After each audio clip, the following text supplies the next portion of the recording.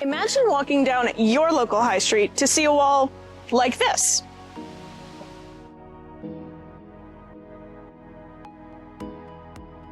Or this. Or this.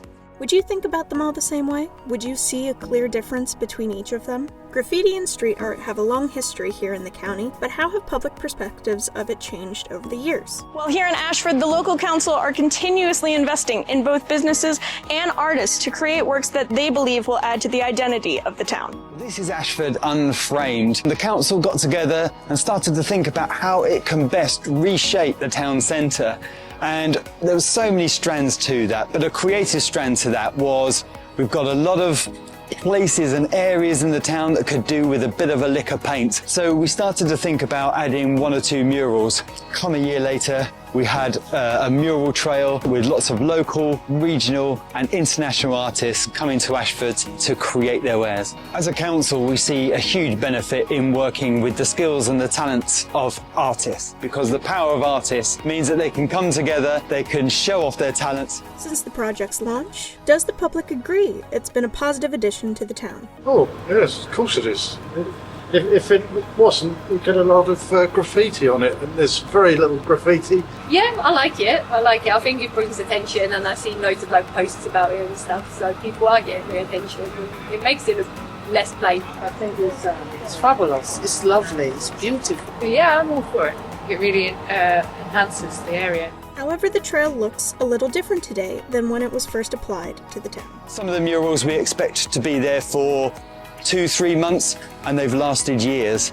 Some murals have already come down, but the reason why they've come down is because there was a great opportunity to put a mural on a building before it does come down. One piece in particular that has already come down was done by local artist Sam Cox, better known as Mr. Doodle. So why would an artist agree to do a piece knowing it would one day be nothing more than a pile of rubble? The nature of street art and graffiti is really very temporary, but the good thing is that the world we live in now, with being able to share images and videos and documenting everything kind of online, and there's like a different outlet to what it was before. Like in years gone past, it would have been only people who lived in the area who would have seen that mural. But now, because there's such a global audience for everything potentially, like painting that wall was probably seen by 1,000 times the amount of people online than actually saw it in person, or probably, more than that. So for me, as long as I can kind of, take something from doing that wall or a project like that, even if it, falls apart or almost instantly after, the artwork really is the video of it more than the mural in some ways. Now, while some councils are investing in the recreation of their towns, others are putting their funds to preserving theirs. Let's see how much residents would guess Canterbury City Council spend each year on graffiti removal in the city. £500,000, maybe? Tens of thousands?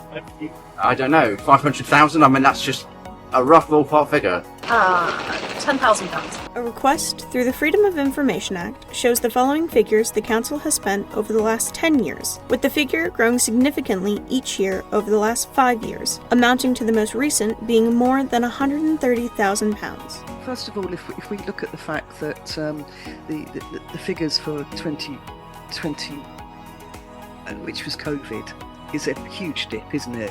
And that's because people were prevented from going out and so forth. But I can see that a resident would say to me, hang on a minute, Connie, £130,000, that's an awful lot of graffiti removal. And my answer is, my inbox gets chock-a-block with people complaining about graffiti, and when I go to speak to the team, I find that they've already dealt with it. And that's because we've got a rapid response team now, and that costs money. And I think it's important that people understand that graffiti isn't something that can be sort of dealt with easily. When people are graffitiing on ancient monuments, that takes some skill and proper expertise in making sure, in taking the graffiti off, we're not damaging those ancient monuments. Now, while some areas are investing, others have created their own solutions by opening spaces that have developed reputations that allow for public tagging.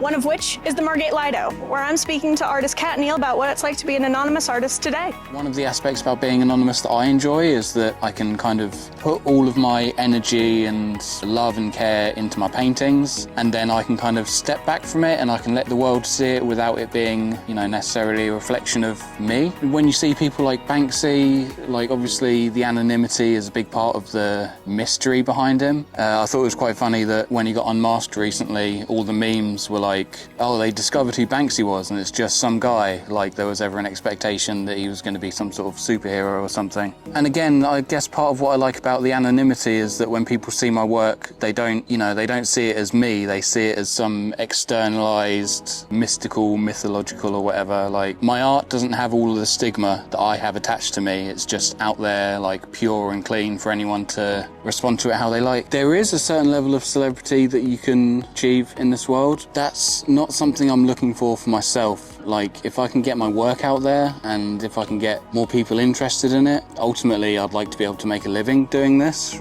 And yeah, without being widely known, it's going to be harder to make a living. I've always kind of thought with my art career that it's one of the benefits that graffiti writers have and street artists have is that they can put their work out in the world without seeking permission, without having to get authority or like approval from galleries or people in the art world. Another anonymous Margate artist I spoke with is Chalkboy, who, as you may have guessed by his name, is approaching his art with a slightly different medium: chalk. The thing with the chalk is you don't need anything other than a bit of chalk and a wall. I find it personally quite powerful because everyone's picked up a bit of chalk when they were a child and done something with it. And is the chalk, is it graffiti, is it street art, is it legal, is it not legal? And there are some pieces that I've done that are maybe under a bit of cover or something, so they'll be there for a while, but I've done ones like the shared space globe was there for 4 hours I think before it went because people were just walking over it. So if people are interested in them, they're only there for a short amount of time. I kind of like that. I'm not precious about it. It's like just put it up and then it might rain in an hour and the whole lot will be gone. Yeah, I think it's got an innocence about it. Just writing stuff on or drawing stuff in chalk. I think it's cool and simple. Other than the unknown legality around your work, why be an anonymous artist? Just for peace and quiet, really. Just to be able to go about your thing, go about your day-to-day life without being bothered, I think. Put the attention on the art. Do you know what I mean? That's where it's at. People are always going to be interested in people, I think, especially in this modern day, but that's not for me. We've heard a lot of terms in these conversations: murals, street art, graffiti, but what defines them and differentiates them from one another? I think it's kind of key as an artist to just do the things you want to do and express yourself and not try to steer it to a box on purpose, but just kind of do what feels right and let people decide what it is afterwards. Some people see graffiti as like the pure art form and street art is like a watered down version of it. But then some street artists might say that street art is the fully developed art form and that graffiti is like the primitive version of it. And yeah, I think maybe both of those things are true. Like the energy behind graffiti is far more interesting, in my opinion, than the energy behind a street art piece that's been painted with permission. Like, the medium is the message to some extent. Like, if you see something written illegally on a wall, it kind of has an extra energy with it than it might have if it was just put on a poster that was put up on like a legal advertising board. I think the line would be,